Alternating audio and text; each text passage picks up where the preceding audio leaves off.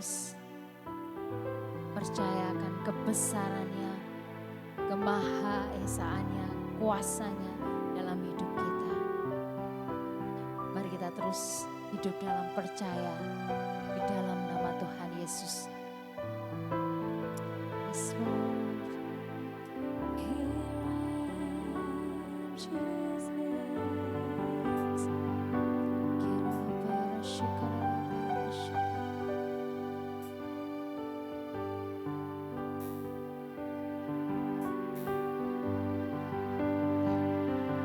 Ku hidup karena percaya Kau yang berjanji setia, pengharapanku selalu ada di dalam-Mu. Ku tidak akan menyerah meski dalam kesesakan. Seluruh hidupku dalam genggaman-Mu. Mari nyatakan, Aku punya Tuhan yang besar, yang telah berjanji dan sanggup menggenapi imanku. Bersepakat percaya kuasanya, ku terima sekarang kemenangan dari-Mu.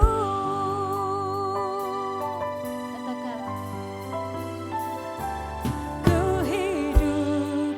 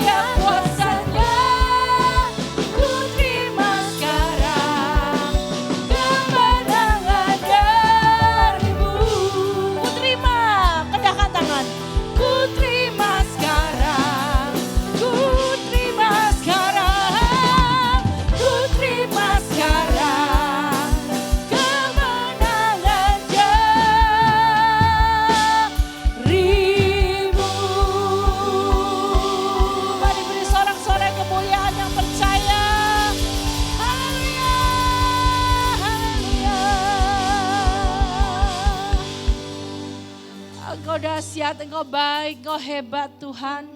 Sungguh tidak ada Allah seperti Engkau. Tuhan kami yang ajaib, Tuhan kami yang kami andalkan. Oh, Engkau kepercayaan kami, pengharapan kami. Engkau satu-satunya keselamatan hidup kami. Engkau yang sudah menang atas maut Tuhan. Kami mengucap syukur, biarlah setiap kami yang tinggal di dalam iman percaya, di dalam nama-Mu Tuhan Yesus yang berkuasa, maka biarlah Engkau yang akan mengaktifkan kuasa-Mu bekerja di dalam kami.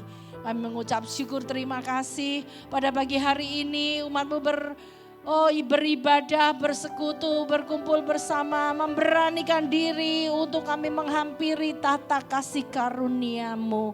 Kami berdoa biarlah kiranya Tuhan Kau turunkan berkat-Mu atas kami.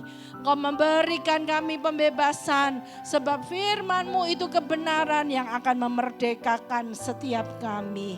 Terima kasih Tuhan, berbicaralah Tuhan buat setiap kami semua. Kami percaya yang terikat terlepas, yang sakit disembuhkan. Kami percaya punya persoalan masalah, jalan buntu. Tuhan adalah jalan dan kebenaran dan hidup. Maka Engkau akan menerima pada hari ini, pagi ini juga satu keselamatan, jalan keluar yang daripada Tuhan melalui hikmat firman-Nya yang akan berbicara buat setiap kita. Pada pagi hari ini berbicara Roh Kudus, kiranya Engkau memakai hamba-Mu. Oh, urapi mulut bibir lidah hamba-Mu Tuhan. Biarlah kiranya Kau saja yang berbicara buat setiap kami semua. Menerjemahkan setiap, oh Tuhan, firman-Mu Tuhan. Ayat demi ayat menjadi berkat dan rema buat setiap kami. Terima kasih Bapa, terima kasih. Kami mengucap syukur di dalam nama Tuhan Yesus Kristus. Kami siap menerima firman-Mu di dalam nama Tuhan Yesus. Semuanya siap diberkati, katakan amin, amin. Mari angkat Alkitab kita akan sama-sama declare. Kita mau diberkati, amin.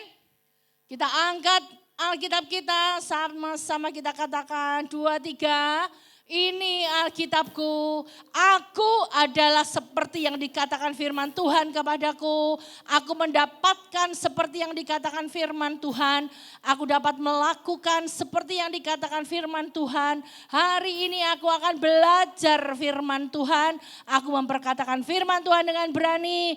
Pikiranku terjaga, hatiku siap dibaharui. Hidupku tidak akan pernah sama lagi. Dalam nama Tuhan Yesus. Amin. Silakan duduk kembali Bapak Ibu Saudara terkasih. Puji Tuhan, shalom. Shalom, puji Tuhan, apa kabar?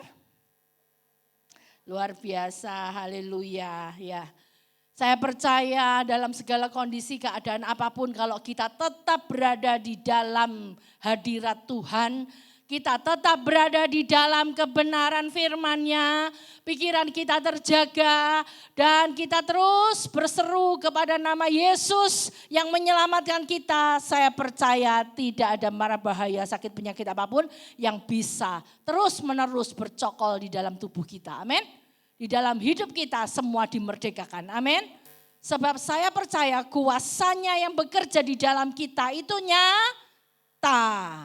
Ya. Puji Tuhan. Kalau dia nyata di dalam hidup kita, saudara jangan cuma mengerti, jangan cuma mengucapkan, tapi saudara harus mengalami. Amin. Alami kuasa Tuhan. Saya selalu setiap kali saya berbicara, saya minta sama Tuhan supaya saya tidak hanya berbicara tetapi saya mengalami kuasanya yang dahsyat. Supaya apa? Setiap pelayanan saya boleh berdampak. Supaya setiap pelayanan saya boleh menjadi satu pengaruh, menjadi satu berkat buat setiap jiwa yang saya layani. Demikian juga Bapak Ibu Saudara terkasih, Tuhan tidak membeda-bedakan orang. Amin. Kalau saya diberkati, saya terima mujizat. Saya percaya saudara Bapak Ibu semuanya juga diberkati dan terima mujizat. Amin. Sebab Tuhan kita tidak membeda-bedakan orang. Oleh sebab itu kita harus semangat untuk ikut Yesus. Jangan cuma ngerti, mendengar terus tapi kita tidak ngalami apa-apa. Harus ada pengalaman pribadi bersama Tuhan. Dan pengalaman itu yang akan menjadikan hidup kita berubah. Dan perubahan itulah yang akan menjadi berkat dan teladan buat keluarga kita khususnya. Amin. Dan orang-orang di sekitar kita yang kita kenal dimanapun kita berada. Di pekerjaan, di sekolah, buat yang masih sekolah ya. Terus juga mungkin di gereja, di keluarga khususnya saudara. Mari kita mau belajar untuk minta kuasanya bekerja di dalam kita ini. Sebab dia Immanuel, God is in us. Amin. Dia di dalam kita. Dan kuasanya itu bekerja itu seperti dunamos. Dunamos itu saudara paham yang namanya dinamit. Dinamit itu apa? Dinamit itu apa? Bahan peledak. Dor katanya Pak Luki. Ya, yang bisa dor gitu ya. Nah, kalau anak Tuhan enggak bisa dor, maka kita melempem. Ya toh? Enggak ada fungsinya. Enggak berpengaruh. Kita ngedor iblis ya. Roh-roh jahat, sifat-sifat jahat, terus sifat-sifat daging keduniawian kita. Itu yang perlu didor satu-satu saudara. Amin. Supaya hidup kita mengalami kemenangan demi kemenangan. Amin. Hari ini saya mau belajar dan mengajak saudara untuk belajar tentang family watchman. Di dalam terjemahan Alkitab terjemahan baru Indonesia itu kurang jelas. Saya suka the message version.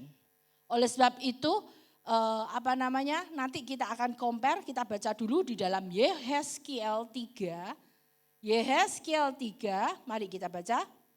Ayat 16, buka TB, Yehezkiel 3, 16 sampai 21. Yehezkiel pasal 3, ayat 16 sampai 21. Yang sudah menemukan katakan amin. Amin. Yehezkiel 3 ayat 16. Saya akan membaca ayat genap saudara, ayat ganjil ya. Bergantian sampai ayat 21. Ayat 16, sesudah 7 hari itu. Saya masih masuk version FIH. Ya, sesudah 7 hari datanglah firman Tuhan kepadaku. 17.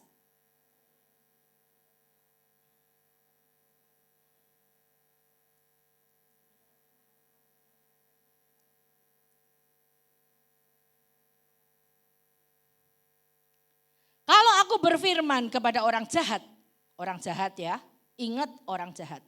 Engkau pasti dihukum mati. Dan engkau tidak memperingatkan dia atau tidak berkata apa-apa untuk memperingatkan orang jahat itu dari hidupnya yang jahat. Supaya ia tetap hidup. Orang jahat itu akan mati dalam kesalahannya. Tetapi aku akan menuntut pertanggungan jawab atas nyawanya daripadamu. 19.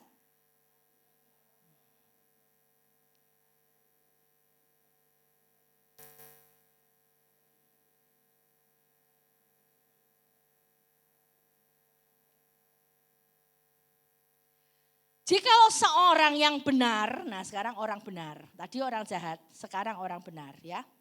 Jikalau seorang yang benar berbalik dari kebenarannya, ya berubah setia, berbalik dari kebenarannya, tidak lagi berbuat benar, dan ia berbuat curang, dan aku meletakkan batu sandungan di hadapannya, ia akan mati.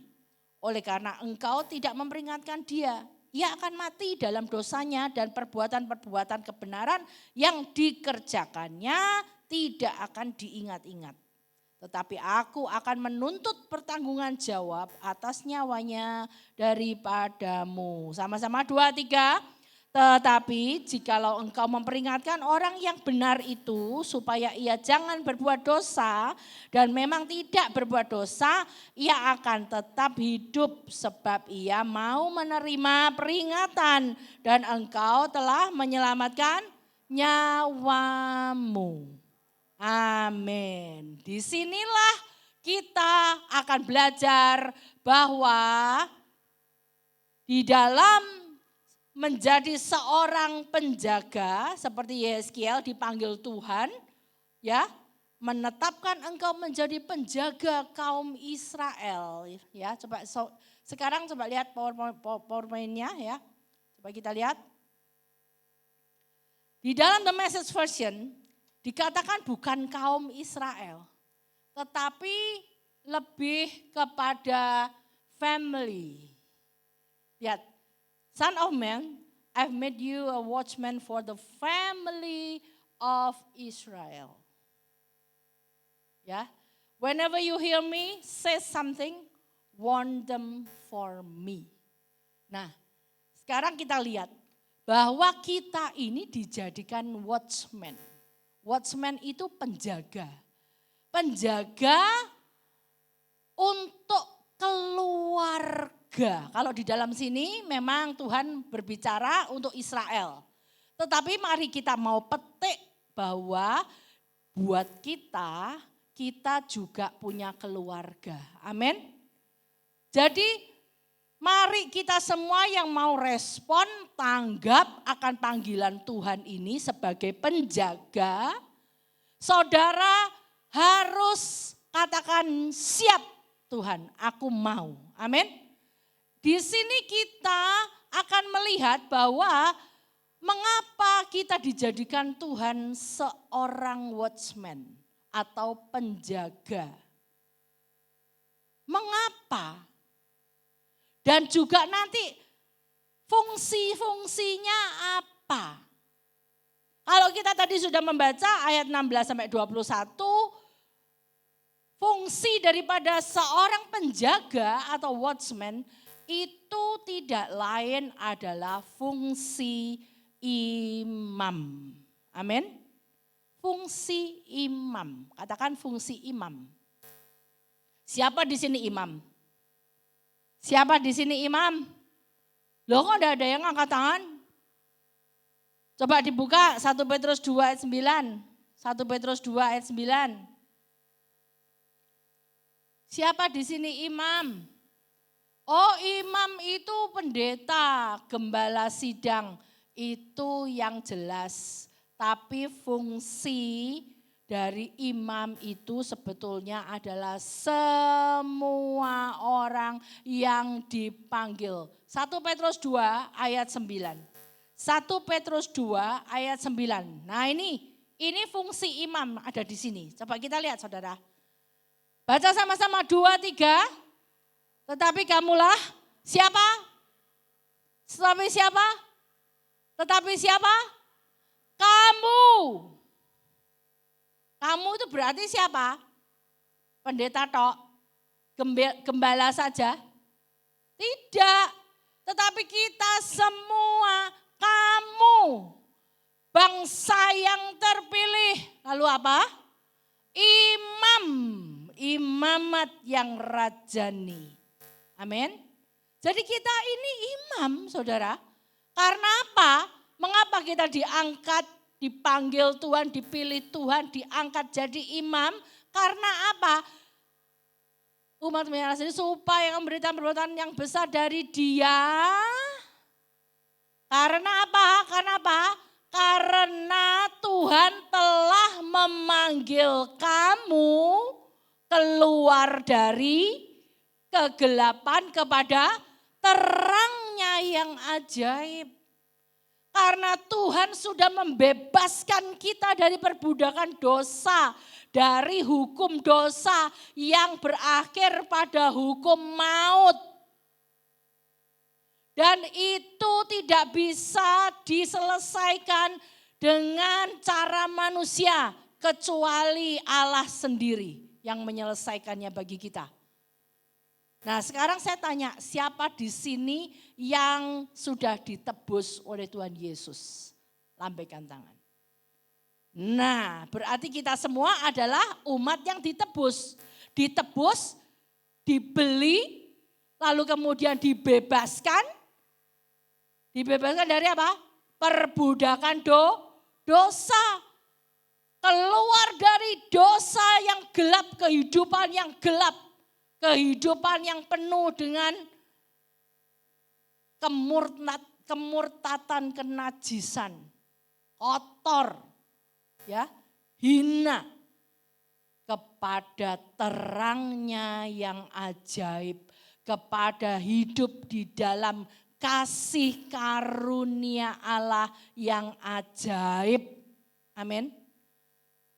Oleh sebab itu kita yang sudah diangkat ini dibedakan dari dunia yang tidak mengenal Yesus. Bukan tidak mengenal, mereka tidak mau. Karena Yesus mati buat semua orang, amin. Yesus mati buat seluruh dunia ini, amin. Tetapi mengapa yang diselamatkan hanya beberapa saja, hanya tertentu. Yaitu Yohanes 3 ayat 16 dikatakan, barang siapa yang percaya kepadanya tidak binasa. Berarti artinya ada syarat untuk mengalami hidup kekal tidak binasa. Syaratnya yaitu barang siapa percaya. Jadi kalau tidak mengalami keselamatan hidup kekal, tidak mengalami pembebasan, maka artinya dia tidak percaya. Paham di sini saudara? Jadi jangan salahkan Tuhan, Tuhan sudah berikan semuanya bagi manusia. Tetapi manusia seringkali menolak. Khususnya fungsi imam. Imam ini fungsinya saudara ya sebagai satu pendoa. Pendoa untuk siapa? Kalau judul saya Family Watchman. Saudara, watchman penjaga. Penjaga itu sama dengan notabene adalah imam. Maka penjaga keluarga, family pada khususnya. Lingkup family di sini saya mau jelaskan lebih jabar. Ya, yaitu tidak hanya keluarga khusus kita hidup nikah. Tetapi juga keluarga di dalam gereja. Makanya Betani kita dikatakan Betani Families. Karena kita keluarga. Kita bukan sekedar gereja. Tetapi kita adalah keluarga Betani. Bilang kiri kanan, kamu tuh keluargaku. Nah, ya. Iya nak suami istri ya mesti aku keluargamu. Adik kakak ya mesti aku keluargamu. Sopo sih gak ngerti ket biyen aku keluarga. Tetapi maksudnya sama-sama satu di dalam Kristus. Itu orang yang sudah ditebus, dijadikan satu, yaitu satu keluarga. Amin. Dan dia Allah kita yang menjadi Bapak kita. Amin. Kalau enggak masalah keluarga, ngapain Tuhan Yesus memperkenalkan sebagai sebutannya kok Bapak? Nah, nek sebutannya Bapak berarti pasti anak. Umatnya berarti bukan orang lain. Tetapi umatnya yang percaya, orang yang percaya kepada Yesus itu disebut anak. Nah kalau disebut anak, ada bapak, ada anak, berarti ini lingkup apa? Keluarga. Amin. Nah sekarang Tuhan yang sudah membebaskan kita, menebus kita ini, kita dipanggil untuk apa? Kembali lagi ke tadi, 1 Petrus 2 ayat 9.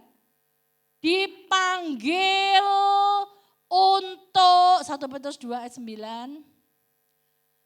Dipanggil untuk memberitakan perbuatan-perbuatan yang besar dari siapa? Dari Tuhan. Dia besar toh. dari Tuhan yang telah memanggil kamu keluar dari kegelapan kepada terangnya yang ajaib. Perkenalkan manusia lain itu mungkin bisa jadi anggota keluarga kita yang baru lahir, mulai dari kecil, bayi, anak-anak, remaja, pemuda, itu diperkenalkan, dibawa kepada Yesus. Diperkenalkan, Yesus ini nak adalah Tuhan kita. Kita harus menyembah Dia. Sebab Dia Tuhan Allah kita dan Dia hubungannya sama kita dekat sekali. Karena apa? Karena Dia Bapak kita, bukan Allah yang jauh gitu. Sampai harus pakai corong ya kalau manggil. Terus kalau mesti doa itu dibatasin waktu-waktunya. Seperti seolah-olah Tuhan itu kalau enggak pas waktunya doa itu sepertinya kayaknya kok kayak Tuhan itu dianggap enggak ada di sekitar kita gitu saudara. Padahal Dia 24 jam Immanuel ada di dalam kita. Amin. Dia 24 jam ada di dalam kita. Nah sekarang kalau Dia 24 jam ada dalam kita, maka kita doanya kapan? Apakah dibatasi dengan waktu-waktu tertentu? Dibatasi enggak? Tidak. Berarti waktu-waktu doa kita kapanpun, amin. Kapanpun saudara. Tuhan mendengar, Tuhan ada, Tuhan hadir. Kita mau masuk hadirat Tuhan jam berapapun Dia menerima kita. Amin. Nah sekarang fungsi daripada watchman yaitu seorang imam ini. Yang pertama adalah dia adalah seorang pendoa. Kenapa saya katakan seorang pendoa? Karena imam itu berdoa kepada Allah untuk keselamatan orang yang didoakan. Plus keselamatan dirinya sendiri. Jadi kalau kita mendoakan ya supaya apa? Supaya ada transformasi dari kuasa Allah, wibawa Allah kepada kita. Imam kalau tidak ada kuasa, bahasa Arabnya bepok. Saudara ya. Imam tidak ada kuasa, tidak ada wibawa Allah, percuma. Tidak ada kekuatan. Ya. Nah, watchman penjaga ini nanti kita lihat. Dia selain pendoa juga penasehat. Nah, penasehat, counselor, penasehat ya, memberikan nasihat, memberikan peringatan, memberikan firman Tuhan, kebenaran, menasehati, memperingati, menguatkan, ya itu kalau nggak ada kuasa, saudara nggak bakal berhasil menyelamatkan jiwa. Makanya itu kita perlu kuasa. Lah kuasa itu didapat dari mana? Dari kapan? Ya pada waktu kita berdoa. Jadi kalau kita berdoa, kita minta transformasi kuasa Allah bekerja di dalam kita. Supaya kita bisa, waktu kita melayani jiwa-jiwa, ada kuasa yang dikeluarkan. Ada pengertian-pengertian, rema-rema baru yang Tuhan berikan kepada kita. Yang membuat kita ini jadi bisa menjadi berkat yang besar buat jiwa-jiwa lain. Dan doa membuat kita berhubungan intim dengan Tuhan. Doa membuat kita memiliki hubungan intim yang akan akhirnya memberikan kepada kita apa? Wibawa. Rohnya di dalam kita. Memberikan kita kekuatan. Memberikan kita wibawa. Memberikan kita semangat, gairah. Dan melayani Tuhan, imam doa, lihat aduh sekali nggak berhasil, 2 kali doa percuma, 3 kali yang ngono meneh, terus tidak berubah, tidak ada perubahan. Lama-lama ya melempem saudara. Berapa banyak imam melempem, karena apa? Ya karena putus asa, merasa tidak ada hasil, tidak ada pengaruh. Karena kenapa tidak ada pengaruh? Salah satunya adalah karena tidak ada wibawa, tidak ada kuasa Allah yang ditransformasikan. Lah mengapa tidak ada transformasi? Karena hubungan dengan Tuhan kurang intim, tidak continue. Ada banyak orang gini, aku sudah doa, aku sudah puasa, baca Alkitab, dari Kejadian sampai Wahyu sudah 20 kali, 30 kali. Tapi kenapa anak-anakku tidak ada satupun yang baik menghormati aku? Ingat saudara, dalam keluarga anak itu tidak usah diberi kebanyakan mulut. Tapi apa? Teladan. Setuju katakan amin. Kalau orang tua tidak memberi teladan kepada anaknya, maka jangan heran anaknya rusak. Dia akan meneladani hal-hal yang dia lihat di sekitar dia, baik tetangganya, YouTube. Sekarang ya, banyak anak-anak pinter, ponakan saya aja 3 tahun setel YouTube sendiri bisa saudara. Iklan keluar, skip, langsung dia tutul, skip. Loh, bisa ngerti loh saudara, 3 tahun. Ya. Lalu kemudian misal mau cari Ipin Upin, dia cuman tutul Ipin Upin ngomong gitu. Keluari beneran. Canggih toh. Saya aja nggak ngerti, baru ngerti dari dia. Kemarin itu saudara. Ya, tak praktek oh betul ya. Dia akan melihat teladan dari situ. Misal contoh ya. Namanya orang tua lengah, kurang banyak menasehati, mungkin selalu sibuk bisa. Lalu kemudian dia mulai melihat tetangga, temennya atau apa. Temennya masih kecil, temennya juga bersikap tidak baik karena melihat dari orang tuanya mungkin atau dari orang lain. Atau dari YouTube. Tiba-tiba ponaan kita atau anak kita bisa tiba-tiba ngeludah, Juh. Loh gak ada yang ngajari, orang tuanya gak ada yang ngajarin. Kok bisa dia ngeludah-ngeludah ke orang kalau gak suka? Gak suka sama orang lain misalnya, ngeludah, Juh. Siapa sih ngurui? Yang ngajari siapa? Coba saudara pikir. Pasti ada teladan. Anak itu, ya saudara, cepat meniru. Jadi anakmu gedenya jadi apa? Itu coretan orang tua. Loh aku gak ngajari. Memang kamu gak ngajari, tapi kamu terlalu membiarkan dia sibuk dengan YouTube-nya. Kamu terlalu membiarkan dia melihat orang lain dan tidak melihat engkau sebagai orang tua.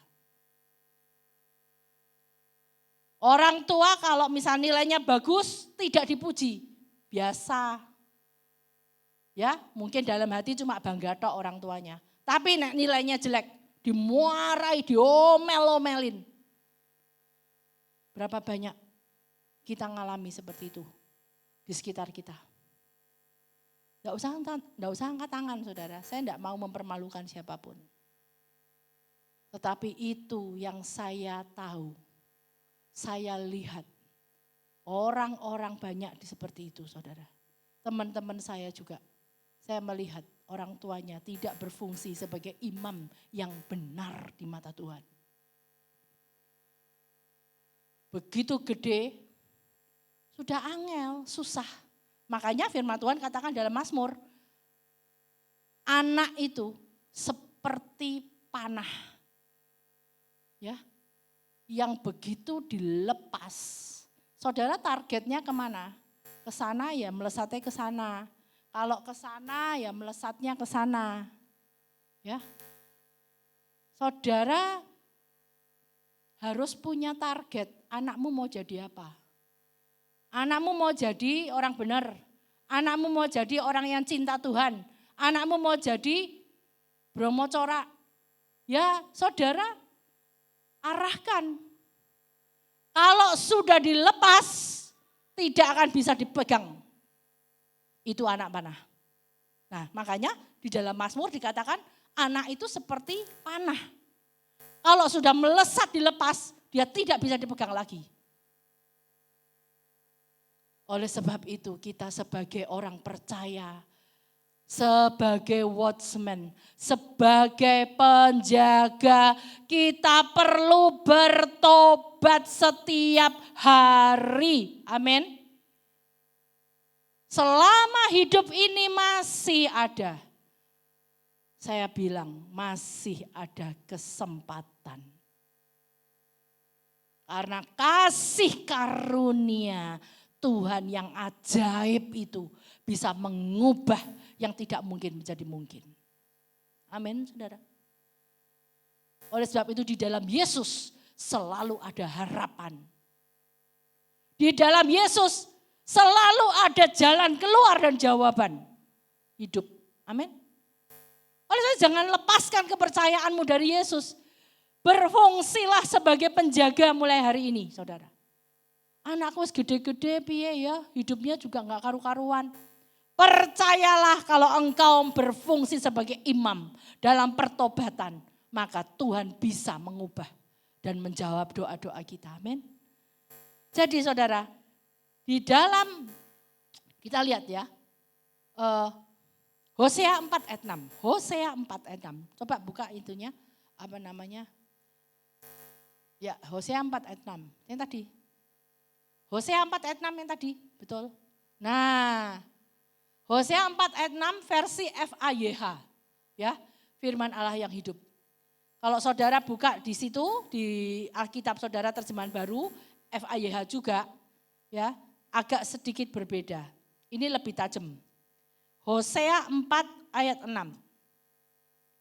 Kita lihat, saya baca dulu terjemahan baru, ini hot ya di sini. Umatku binasa karena tidak mengenal Allah. Bayangin saudara, tidak mengenal Allah, tidak berada dalam kebenaran, maka akan berakibat binasa. Kita lihat, karena engkaulah yang menolak pengenalan itu, maka aku menolak engkau menjadi imamku. Jangan sampai kita sudah jadi imam, akhirnya ditolak oleh Tuhan. Ya. Dan karena engkau melupakan pengajaran Allahmu, diakibatkan karena menolak pengajaran Allahmu. Loh, imam menolak, loh banyak. Kan ini semua imam di sini. Tapi ada banyak. Tapi enggak di sini, saya berdoa Betani semuanya menerima firman Tuhan. Amin. Itu orang-orang di sana. Kutub Utara, Kutub Tenggara. Ya. Dan karena engkau melupakan pengajaran Allahmu, maka aku juga akan melupakan anak-anakmu. Jadi berakibat kepada keluarga dan diri orang itu sendiri. Dalam versi FAYH dikatakan, umatku dihancurkan. Jangan jadi penghancur. Saudara dipanggil jadi imam penjaga atas keluarga saudara masing-masing. Ya. Karena mereka tidak mengenal aku. Dan itu semua adalah kesalahanmu, hai para imam. Karena kamu jadi yang disalahkan oleh Tuhan bukan korbannya atau pihak keluarga yang rusak, yang hancur. Tetapi imamnya siapa? Makanya itu jadi seorang imam tidak mudah memang.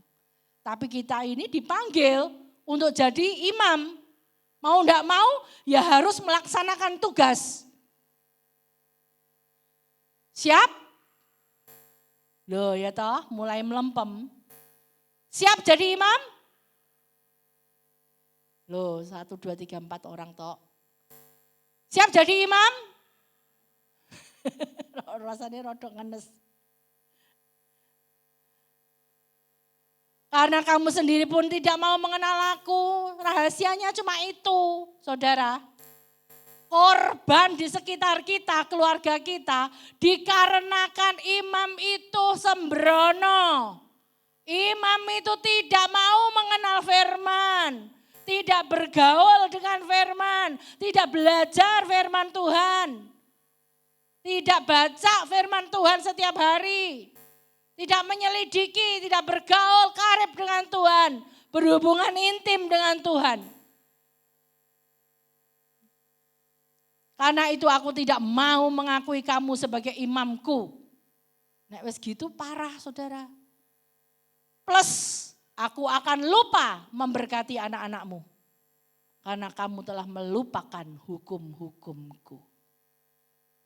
Saudara, parah.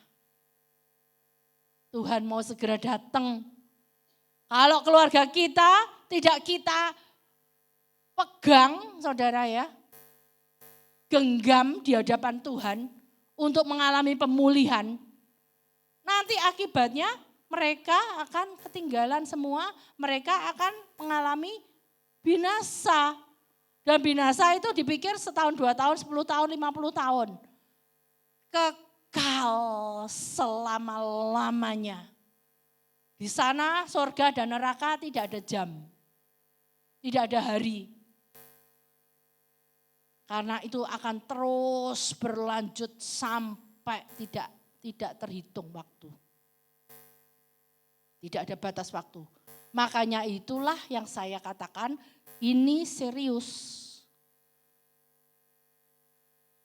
Ini sebetulnya nanti saya akan lanjut ada koneksi dengan khotbah saya yang kemarin itu saya sempat bagikan mengenai blessed coming and going. Ingat? Itu berbicara tentang apa? Saya bilang ada part 2, ada part 2, bagian yang kedua, chapter 2. Ini saya masukkan dulu tentang family watchman. Supaya saudara belajar tentang imam. Karena imam ini nanti juga akan berkesinambungan dengan fungsi sebagai blessed coming and going itu nanti bakal siapa yang di dalam itu. Itu loh saudara. Kita lihat bahwa fungsi daripada watchman, penjaga itu adalah tidak lain fungsi imam. Dan imam itu adalah perantara. Perantara antara Tuhan dengan orang yang kita doakan, keluarga kita, ya, anak-anak kita, istri atau suami, orang tua, mertua, saudara bawa semua selama mereka masih hidup. Fungsinya sebagai pendoa, yang kedua sebagai penasehat. Makanya kita seringkali kalau tidak bisa berfungsi jadi imam, ada banyak harga yang harus dibayar. Ya. Ada banyak sekali anak-anak muda saat-saat ini, hari-hari ini, lompat dari gedung sekolahnya, universitas, bunuh diri. Bukan non-Kristen, itu Kristen. Saya tidak menyalahkan siapa-siapa saudara, saya enggak mau menjadi hakim. Tetapi itu terjadi. Kalau terjadi terus gimana? Jangan sampai nih, aku tidak mau mengakui kamu sebagai imamku, kata Tuhan. Tuhan, akulah imamat yang rajani. Imam apa? Imam Bel. Tuhan bilang, ya, Jangan sampai Tuhan nanti bilang gitu. Belgedes, gak tahu sembayang.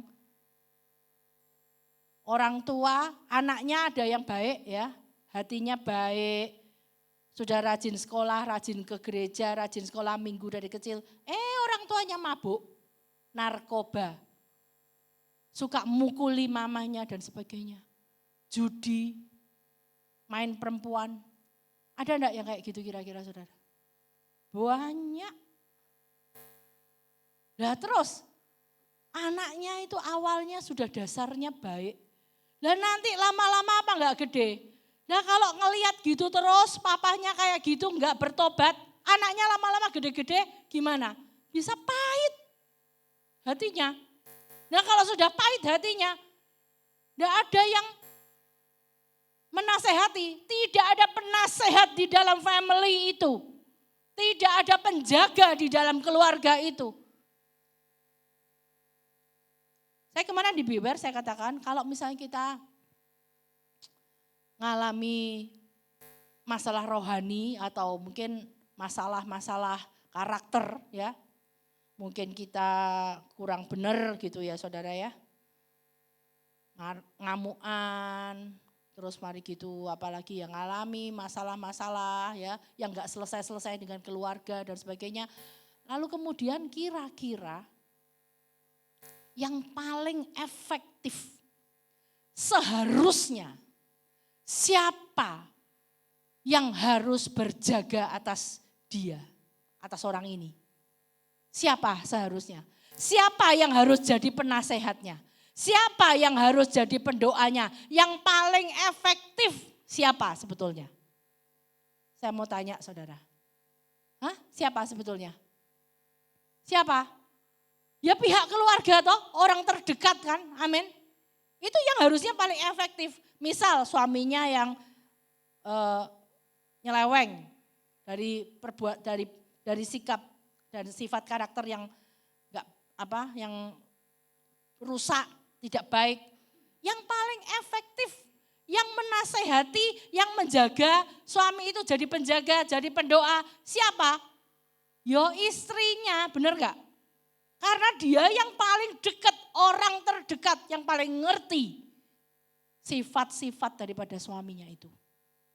Demikian juga kalau istrinya yang tidak benar, yang paling efektif yaitu suaminya. Nah ini kalau misalnya saudara, dua-duanya enggak benar atau mungkin salah satu enggak benar tapi satunya enggak berfungsi sebagai penjaga. Enggak berfungsi sebagai watchman. Watchman itu bukan berarti man itu lanang. Laki berarti harusnya orang laki. Tidak. Bahasa Inggris man itu bicara soal manusia. Jadi semua gender. Baik pria maupun wanita itu watchman. Tidak ada watchwoman, tidak ada saudara. Tidak ada istilahnya. Ya. Jadi penjaga itu semua harus berfungsi sebagai penjaga. Penjaga family, keluarga saudara masing-masing. Supaya keluarga saudara akan diperhatikan Tuhan, keluarga saudara akan diberkati Tuhan dan tidak dilupakan oleh Tuhan. Amin. Di sini dikatakan, aku akan lupa memberkati anak-anakmu. Lupa tanda kutip. Seolah-olah Tuhan memang lupa, pelupa, tapi tidak. Memang sengaja Tuhan tidak mau memberkati anak-anakmu karena kamu telah melupakan hukum-hukumku. Karena engkau sendiri sebagai imam tidak berfungsi. Karena engkau sendiri sebagai imam tidak benar memutar balik firman. Amin saudara. Jadi mari kita mau belajar untuk kita benar-benar karena ini sangat urgent. Karena ini sangat-sangat penting saudara. Nah kalau kita sekarang sudah berfungsi sebagai imam. Kita lihat bahwa saudara memperhatikan hukum-hukum Tuhan. Artinya apa? Coba kita baca Yeskiel 3 ayat 17, terjemahan baru dibuka. Ada kok di PowerPoint, saya sudah ketik. PowerPoint coba. Ya, TB ya. Hai anak manusia, aku telah menetapkan kau menjadi penjaga kaum Israel. Ya, cuman kaum. Kalau the message tadi family ya. Bila mana engkau apa? Mendengarkan sesuatu firman daripadaku. Jadi fungsi imam itu yang pertama harus mendengarkan firman. Respon terhadap firman Tuhan. Jangan merasa lah apa baca Alkitab minggu pisan ae. Kemis aku yang penting teko. Minggu yang penting aku ke gereja. Beware aku yang penting ikut. Nanti apalagi mungkin ibadah FA aku juga aktif. Yang penting ikut. Gak usah baca Alkitab lagi lainnya. Tidak. Saudara, mendengar sesuatu firman. Lah ya nek pas Tuhan berbicara tidak pada waktu kegiatan di gereja, gimana? Kalau kita mengabaikan firman Tuhan, mengabaikan perintah Tuhan, maka kita tidak bisa berfungsi sebagai imam. Maka dikatakan saat engkau mendengarkan firman Tuhan, maka engkau akan bertindak untuk menjadi watchman, yaitu peringatkanlah mereka atas namaku. Atas nama Tuhan. Artinya saudara butuh yang namanya wibawa Tuhan. Saudara kalau memperingati orang gak ada wibawa. Gak akan jadi apa-apa. Wibawa itu bukan berarti terus nyentak-nyentak ngamuk-ngamuk. Tidak saudara. Wibawa itu akan bekerja secara otomatis. Bagi jiwa yang connect dengan Roh Kudus. Hatimu connect. Ada satu hubungan intim dengan Tuhan. Dan itu tidak bisa diperoleh dari sekali-sekali. Tetapi harus berlangsung terus, berkali-kali secara rutin. Paham sampai di sini saudara? Jadi supaya saudara kalau memperingati pihak keluarga saudara ada kuasa yang bekerja. Dan itu menyelamatkan jiwa saudara. Jangan dipikir tidak ada artinya apa-apa. Coba dilihat saudara. Ya. Di dalam Yeskiel 3 tadi kembali. Yeskiel 3 rata-rata selalu berkata apa? Rata-rata selalu berkata apa? Kalau engkau memperingati ya orang jahat ayat 18. Orang jahat, lalu orang jahat itu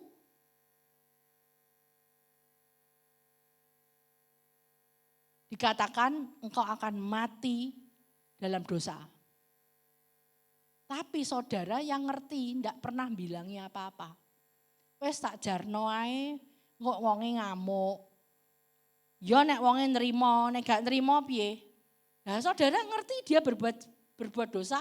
Saudara ngerti dia berbuat salah, dia berbuat tidak benar, tapi saudara tidak berani. Makanya kemarin saya sudah memberikan firman berjudul The Spirit of Boldness. Roh keberanian di dalam 2 Timotius 1 ayat 7. Supaya apa? Coba dibuka 2 Timotius 1 ayat 7.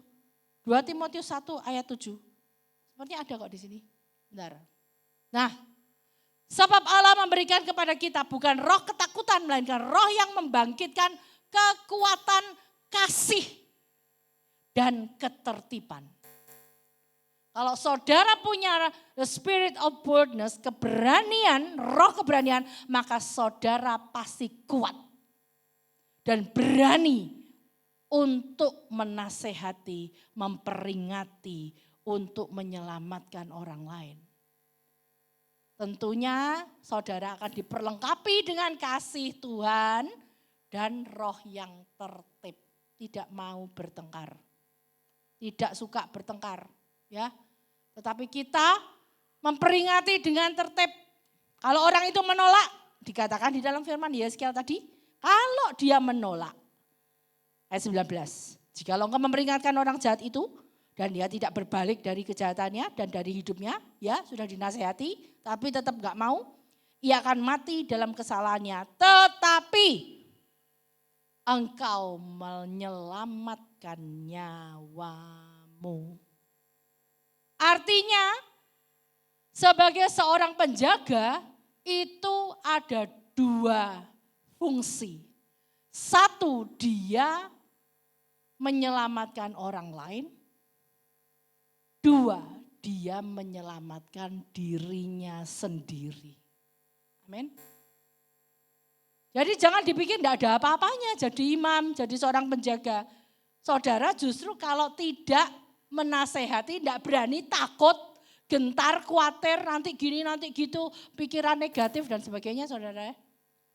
Wes gak usah macam-macam. Nah saudara itu. Akhirnya saudara akan dituntut oleh Tuhan. Pertanggungan jawab terhadap orang yang jahat itu, yang berdosa itu.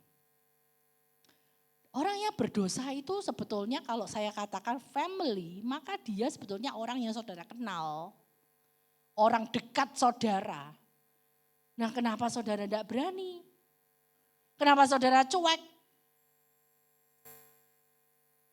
Misalnya adiknya atau Nik, tak bilangin ya Nik ya, kamu jangan gini-gini. Kamu tak bilangin ya bertobat tambah suwe tambah tuwek ayo melayani Tuhan. Ayo toh lunga gereja, ayo toh. Saudara kalau diperlengkapi dengan roh keberanian itu akan punya kekuatan yang membangkitkan iman saudara. Kasih itu tidak pernah gagal. Amin. Makanya itu kasih itu akan menarik hatinya dia. Saudara, dan tertib tentunya caranya. Bisa lewat WA pertama-tama. Bisa lewat doa pertama-tama. Tapi tidak cuma itu. Saudara harus bertindak langsung.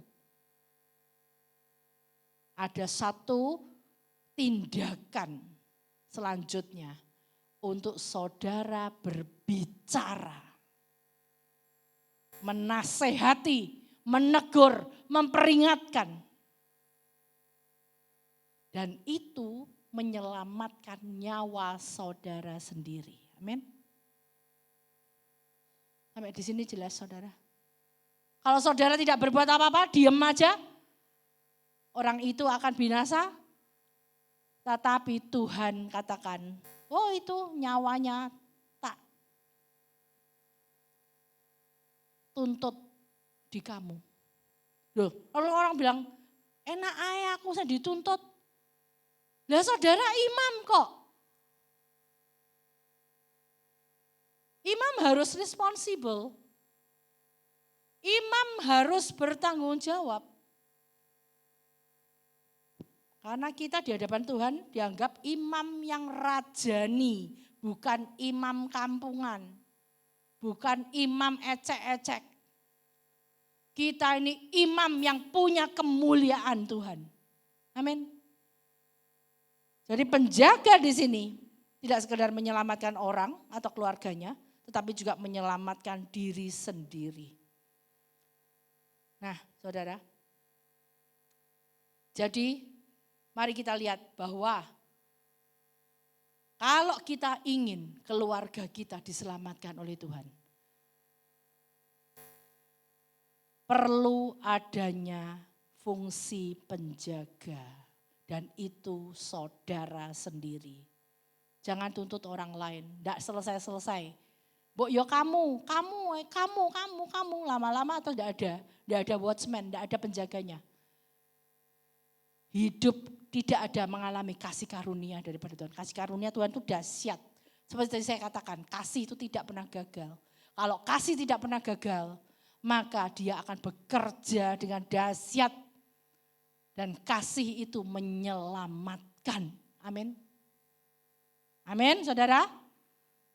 Coba kita lihat, ada sesuatu yang menarik di dalam Yeskiel pasal 6 ini. Kita lihat ayat 20.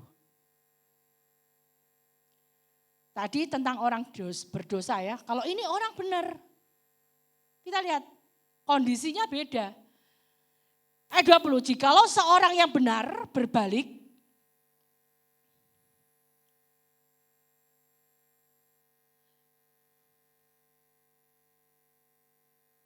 dibuka dulu TB-nya. Yeskiel 3 ayat 20. Jikalau seorang yang benar berbalik dari kebenarannya dan ia berbuat curang. Jadi orang benar ini tiba-tiba berbuat curang. Loh, bisa enggak? Bisa ya, bisa. Enggak tahu setan dari mana tiba-tiba nyamber orang benar itu, lalu tiba-tiba orang benar itu berubah. Ya, berubah. Dan aku meletakkan batu sandungan di hadapannya, ia akan mati. Di dalam versi The Message bukan batu sandungan, tetapi hard place. Tempat kondisi yang keras. Kondisi yang istilahnya tidak menyenangkan, tidak baik. Oleh karena engkau tidak memperingatkan dia, ia akan mati dalam dosanya dan perbuatan-perbuatan kebenaran yang dikerjakannya dikatakan tidak akan diingat-ingat. Jadi saudara percuma kalau misalnya ada orang benar, oh dewes benar kok, dewes ngerti. Artinya orang benar itu pun harusnya imam, benar gak? Ya toh? Harusnya orang benar itu imam toh. Lalu saudara kan merasa apa? Lah apa wong dewes imam kok. Masa aku imam doano imam. Oh dewe ben doa dewe. Kan kita seringkali menyangkal seperti itu kan. Tetapi dikatakan apa? Tetap Tuhan katakan, aku akan menuntut pertanggungan jawab atas nyawanya daripadamu. Jadi tetap harus seorang imam pun, orang benar itu harus tetap ada penjaganya. Jangan saudara enteng, wes keluargaku baik-baik semua, enteng, wes gak perlu tak doano wesan, wes apik kabeh bertobat, semua sudah melayani Tuhan, semua Kristen kabeh percaya Tuhan Yesus. Lalu saudara mulai tidak mendoakan, saudara tidak berdoa, saudara tidak menjadi fungsi, tidak berfungsi sebagai imam lagi. Lalu saudara mulai enak-enakan ya, lalu tidak lagi peka mendengar suara Tuhan. Saudara tidak perlu lagi membaca firman-Nya setiap hari. Saudara merasa semua hidup sudah enak, nyaman, bagus. Seperti di jalan tol, nanti Yesus datang rapture, semua naik. Saudara dikatakan suatu hari orang benar itu berbuat curang. Atau berbuat tidak benar. Coba kita lihat. PowerPoint-nya coba kembali. Versi The Message-nya ngomong apa? Coba lihat saudara. And if the righteous turn back. Jika orang benar itu berubah. Wes api-api bener ya. Jadi imam, tiba-tiba berubah. From living righteously. Dari hidup benarnya. And take up with evil. Berkoneksi dengan yang jahat. Berbuat jahat loh, kok bisa ya? Bisa, saya katakan kenapa? Yaitu tadi salah satunya faktornya tidak continue berhubungan dengan Tuhan. Memang dia baik, memang dia pelayan Tuhan. Memang dia hamba Tuhan. Mungkin pemusik, mungkin WL, diakones, is okay. Sebut saja apapun jabatannya di gereja. Tetapi dia tidak berhubungan rutin dengan Tuhan. Dia banyak melalaikan pekerjaan Tuhan. Dia banyak tidak memperhatikan firman Tuhan. Dia banyak sibuk dengan kesenangannya, dengan pekerjaannya. Sehingga apa? Tidak perlu ini, tidak perlu itu, tidak perlu, yang penting aku melayani. Ya itu saudara. Makanya dikatakan take up with evil. Dia sedang bertransaksi dengan si jahat. Lama-lama arah langkahnya itu melenceng. Mulai misalnya benar gini ya, karena dia sudah merasa jadi orang benar, tiba-tiba gini. Dia enggak sadar, gak kroso saudara, bahwa langkahnya sudah melenceng, berubah arah. Dari utara ke selatan, dari selatan ke utara. Ya. Dikatakan, when Tuhan, I step in. Aku melangkah masuk pada waktu dia berbuat jahat itu, ya. And put them in a hard place, bukan batu sandungan. Meletakkan dia, mengizinkan dia berada di dalam suatu kondisi yang keras. Dalam suatu kondisi yang tidak menyenangkan. Orang itu beresiko bisa mati. They will die. Ini penuh resiko. Saudara jangan menganggap enak. Orang benar itu. Ya, dan dikatakan apa? If you haven't warned them, kalau engkau tidak memperingati mereka, they will die because of their sins. Tetap ada dosa. Mati karena dosa mereka. Karena nyeleweng melenceng. Ya. Tidak lagi berjalan lurus kepada Tuhan. Fokusnya mulai berambang-berambang gitu ya. Maksudnya gerambiang. Fokusnya sudah tidak lagi lurus kepada Tuhan. And none of the right things. Tidak ada satupun dari hal-hal benar yang dia telah lakukan. They have done, yang dia telah lakukan, will count for anything. Tidak dihitung oleh Tuhan. Satupun tidak ada yang diperhitungkan oleh Tuhan. Tetapi, lihat ujungnya, and I'll hold you responsible. Aku akan pegang kamu, yang tidak mau doakan itu tadi. Aku akan pegang kamu, kamu yang tanggung jawab. Siapa? Orang terdekat. Orang terdekat. Kalau yang nyeleweng suaminya ya istrinya dipegang sama Tuhan. Kamu tanggung jawab. Ya. Jadi saudara, jadi seorang imam itu kita harus benar-benar responsible. Ya, disinilah yang membuat saya. Tapi kalau tadi orang jahat, Tuhan tidak meletakkan dia dalam posisi yang tidak nyaman atau posisi yang keras. Ini Tuhan sendiri saudara yang posisinya meletakkan itu. Ini bahasanya I step in. I-nya huruf besar. Aku Tuhan masuk melangkah put them in a hard place. Memang sengaja dibawa Tuhan supaya mengalami trouble, mengalami persoalan, masalah, krisis dan sebagainya. Supaya dia sadar karena dia sudah benar, dia sudah ngerti firman, supaya dia sadar. Tetapi gak sadar-sadar. Nah kalau udah sadar-sadar, maka bagian penjaga yang lain dalam keluarga itulah yang orang terdekat itulah yang responsible, bertanggung jawab untuk menjadi imam. Nek saudara sebagai orang yang sudah ngerti, tapi pura-pura tidak ngerti, wes beno angel tuturane, angel. Ya, bojone ngono wes beno wes yang penting duit akeh. Banyak no orang seperti itu saudara. Saya pernah mendengar kok, aku no dianiaya rapopo, yang penting aku dikoyoni. Loh, ada loh yang seperti itu, ya toh? Ya Pak Lugi. Ada enggak? Oh, bukan di sini. Jelas pasti bukan di sini. Ya, di sono nun jauh di sana di negeri antah berantah. Ya toh? Saudara. Loh kok bisa seperti itu? Makanya terus apa? Makanya enggak berfungsi lagi untuk mendoakan. Nah, Saudara, tetapi kalau orang benar, kita semua di sini orang benar, amin. Jangan salah langkah, jangan nyeleweng jalannya, amin. Supaya apa? Engkau tidak memberatkan partnermu, engkau tidak memberatkan suami atau istrimu atau anak-anakmu untuk menjadi penjagamu. Tidak memberatkan.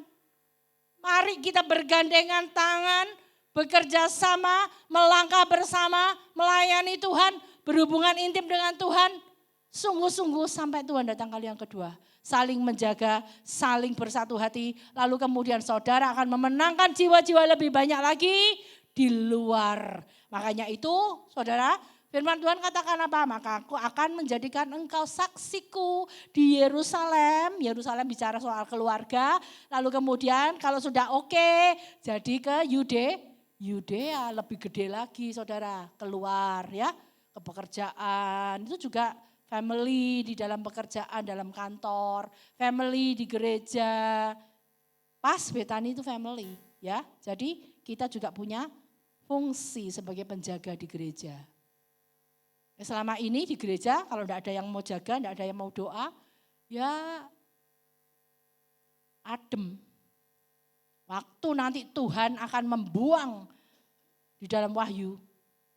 Kemarin kita belajar tentang meterai yang ke-7.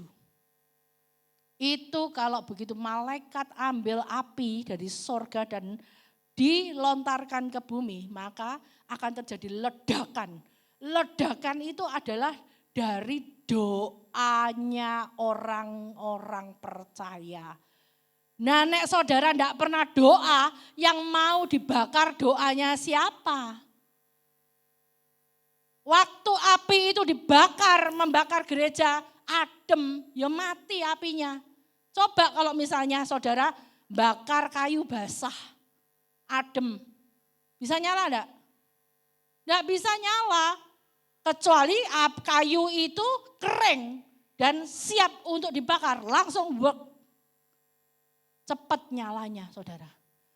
Makanya gereja Betani di sini kita siapkan diri tahun 2025 untuk masuk di dalam doa dan puasa lebih banyak. Amin. Siap katakan amin.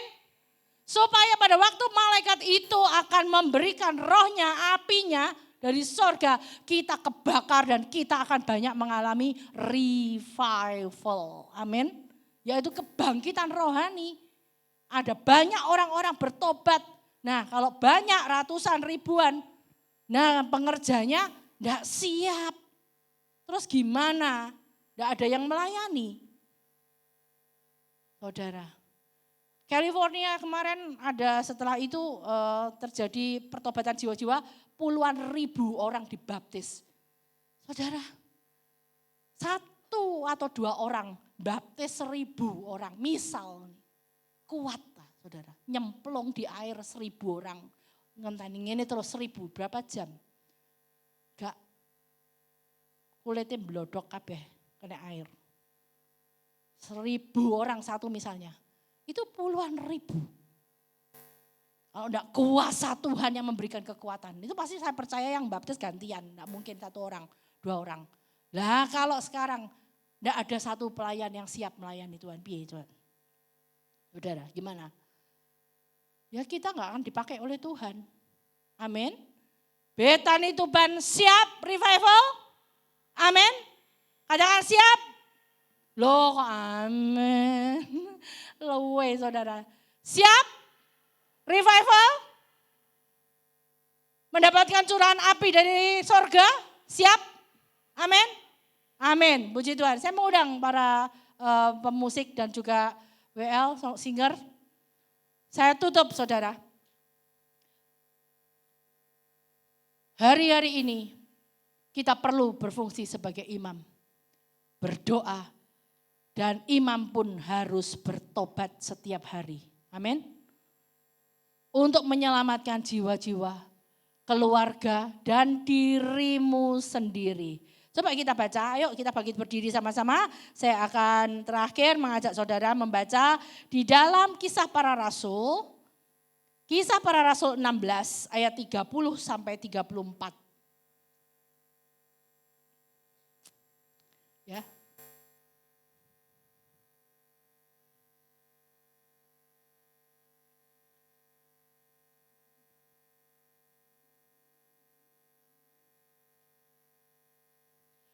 Coba dibuka Kisah Para Rasul pasal 16 ayat 30 sampai 34. Saya baca ayat 30, saudara 31 supaya cepat ya. Oke. Kisah 16 ayat 30, ia mengantar mereka keluar sambil berkata, Tuan, Tuan, apakah yang harus aku perbuat supaya aku selamat? Ini penjaga penjara. Yang waktu itu di penjara terjadi revival. Paulus dan Silas mengalami rantainya putus, pintu-pintu penjara terbuka karena mereka memuji menyembah Tuhan. Ya, lalu kemudian para penjaga penjara itu takutnya setengah mati. Penjaga penjara loh saudara. Tapi dia dilihat. Jawab mereka percaya kepada. Lalu ayat 31, 2, 3 saudara jawab. Saudara baca. 1, 2, 3.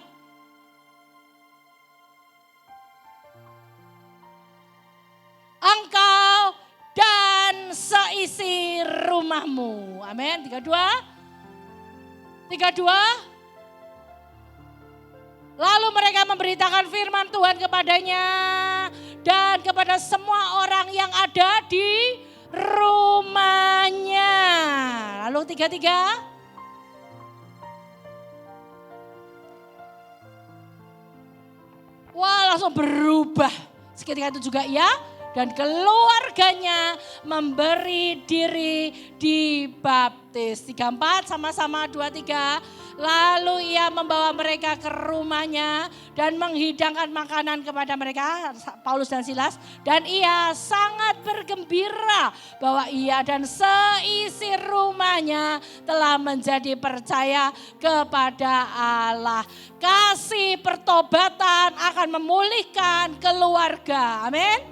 Saudara harus berfungsi sebagai imam, saudara penuh kasih, saudara punya hubungan intim dengan Tuhan, saudara mengalami revival, saudara mengalami kuasa, transformasi kuasa Allah, saudara akan menyelamatkan dan bisa menjadi imamat yang rajani dan penjaga, watchman atas family keluarga saudara semua, amin.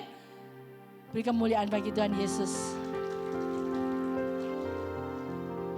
Engkaulah jalan kebenaran, janjimu murni bagai emas perak, perisai perlindungan, keselamatanku.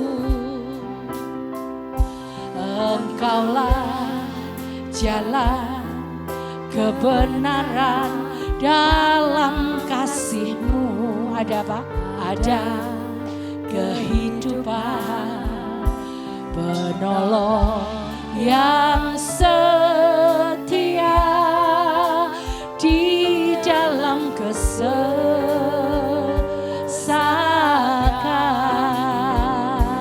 bagaikan langit yang membentang begitu.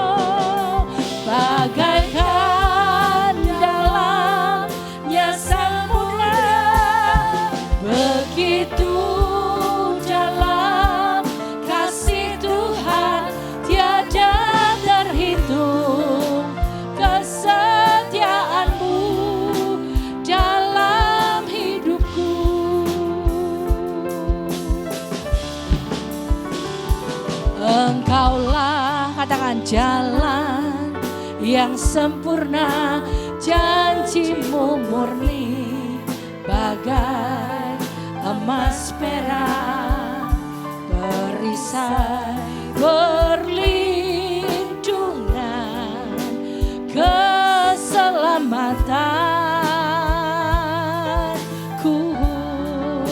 Katakan, engkaulah jalan kebenaran, dalam kasih-Mu ada kehidupan, penolong yang setia di dalam kesesakan. Semua katakan, bagaikan langit yang membentang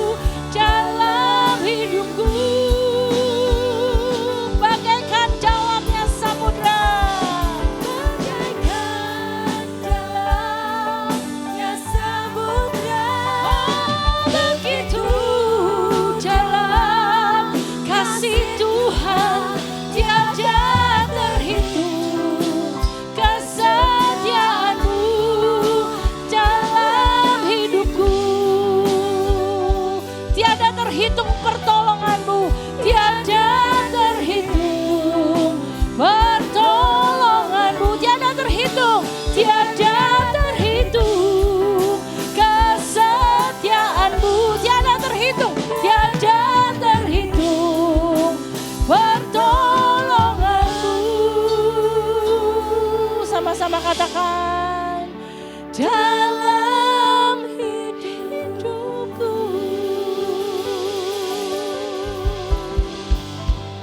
Terima kasih Tuhan, kami percaya Engkau telah menolong kami, Engkau telah melepaskan kami, Engkau telah membawa kami keluar dari kegelapan kepada terang-Mu yang ajaib. Kami percaya Engkau jadikan kami mengalami transformasi kuasa-Mu Tuhan.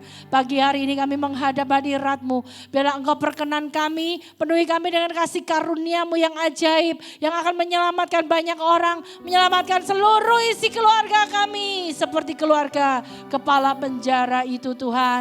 Mereka yang berjaga di penjara pun mengalami keselamatan. Saat mereka bertobat, mereka mengalami revival. Seluruh isi keluarga mereka dibaptis dan diselamatkan.